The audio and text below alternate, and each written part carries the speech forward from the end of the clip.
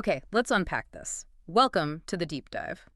Today, we're taking a really focused look at caring for a pretty unique breed, the American Saddlebred horse. We've got a great source guiding us. It's a detailed look at, well, the essential care tips for these magnificent spirited animals. Our mission, basically, to cut through the noise, pull out the key insights, the practical advice from this material, and help you get quickly and truly well-informed on what it takes to keep a saddlebred healthy and, happy. And what's really interesting, I think, is understanding their fundamental nature. They aren't just any horse. They're incredibly dynamic, highly intelligent, and they just possess this striking presence. The guide really emphasizes that they thrive on attention and dedicated care, recognizing that unique personality is, well, foundational. Absolutely. It's like building a partnership, right? And that starts with understanding them. So let's dive into everything the source covers. We're talking daily stuff like diet, all the way to getting them ready for the show ring. So where better to start than with the heart of the saddlebred? Their personality, their build. The source paints a picture of them being affectionate, curious, really sharp. They genuinely seem to crave interaction and actually enjoy learning new things. Yeah, and that intelligence isn't just like a charming trait. It directly impacts their care. Yeah. They're eager to please, which makes them highly trainable, but the guide is clear. They need consistent mental engagement. If they're not challenged, well, they can get bored. And that might lead to some undesirable behaviors. They need to use their brains just as much as their bodies. Right. And speaking of bodies, wow, they are built like athletes. Yeah. The source highlights their expressive, high-stepping gaits and that really alert presence. This athleticism means basically high metabolism. They burn energy fast. They really do. So they absolutely need daily movement. That's physical exercise combined with that mental work you mentioned. Exactly. They're not suited to just lounging around. Not this breed. Okay, so fueling that athletic build, that brings us straight to the foundation. Nutrition. The guide gets pretty specific here. It's all about quality hay and grains. Gives a specific forage amount to 1.5 to 2% of their body weight daily. That's quite a bit. It is. And a non-negotiable point. That hay has got to be clean, completely mold-free. Crucial. And given those energy levels, those demanding gaits, their diet isn't just about calories. It's performance. It's health. The source talks about potential supplements. Things like omega-3s, maybe for tote health. Okay. Joint support to manage stress on their limbs, or electrolytes if they're working hard. But the key point, stressed repeatedly, is always talk to your vet first. Don't just add stuff. Yeah. Every horse is an individual. What works for one might not be right for another. That's such vital advice. And it's not just what you feed, but how you feed, right? The guide strongly recommends breaking their daily ration into smaller meals, 2, maybe 3 times a day. Not one big dump of feed. Right. And the why is key. It helps digestion, helps prevent serious issues like colic. That's that awful abdominal pain. Yeah, colic's scary. Or ulcers, those sores in the digestive tract. And consistency in the schedule is also highlighted. It's crucial for their gut and just their overall calm state. Okay, moving on to keeping that beautiful exterior looking good, grooming and hygiene.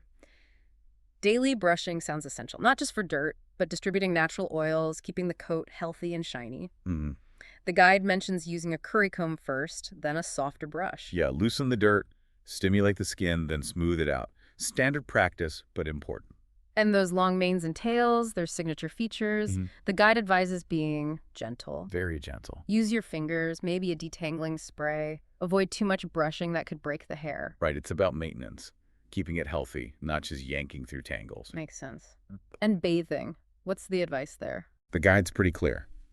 Only bathe when necessary. Ah, okay. Too much bathing can strip those natural oils, dry out their skin. So moderation is key.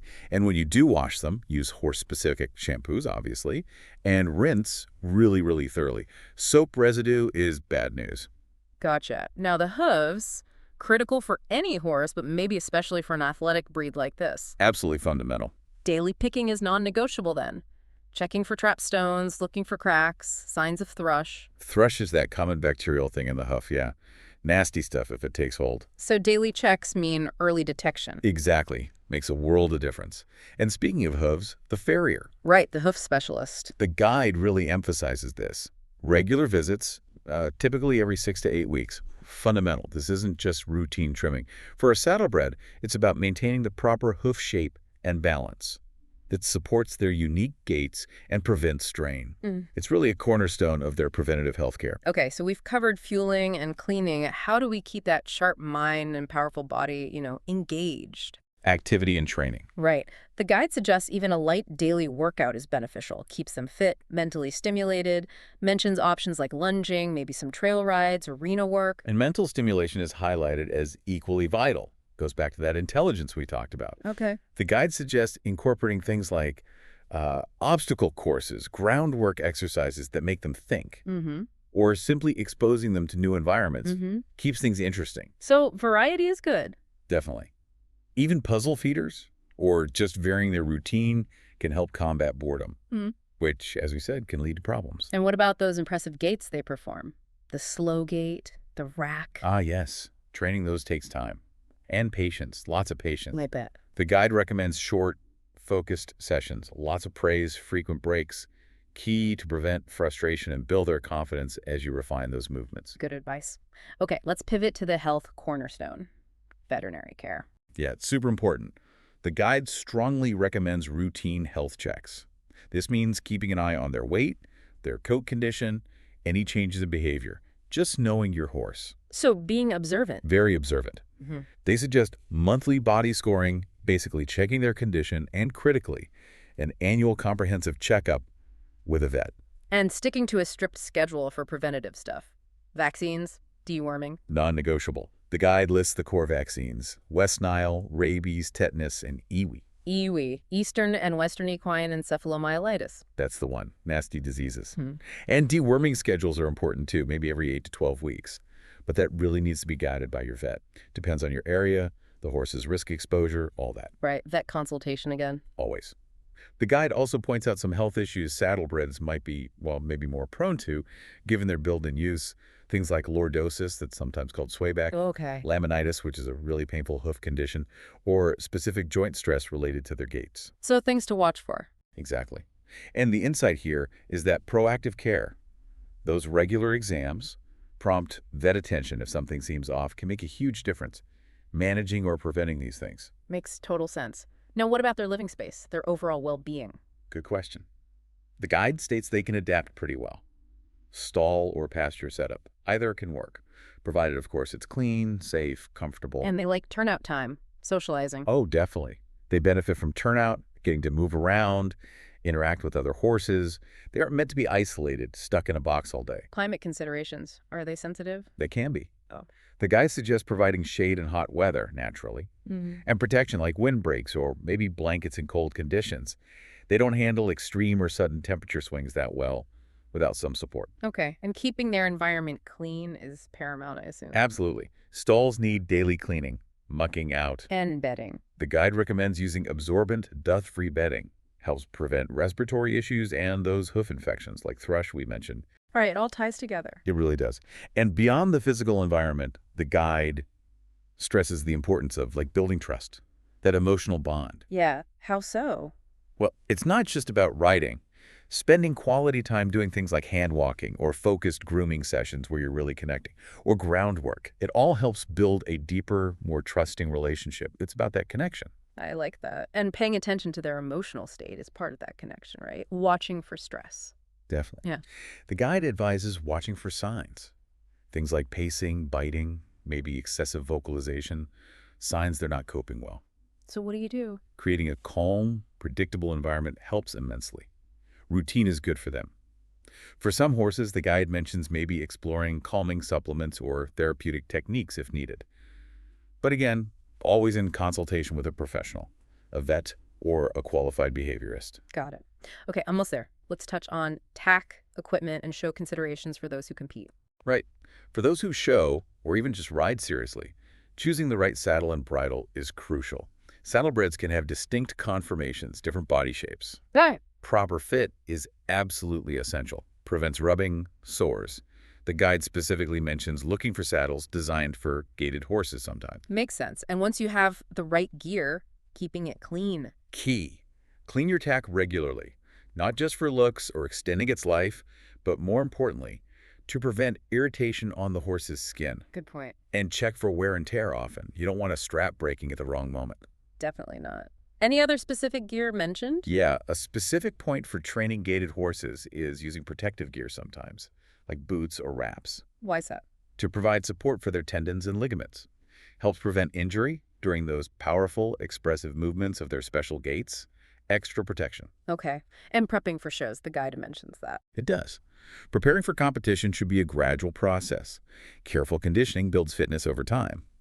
And practicing in environments that mimic the show setting helps them adapt. Desensitize them a bit, Ah, smart. Less stress on the day. hopefully. And of course, meticulous grooming and trimming are needed to present them at their absolute best. Part of the package. Travel safety must be a big one, too. Hauling to shows. Huge.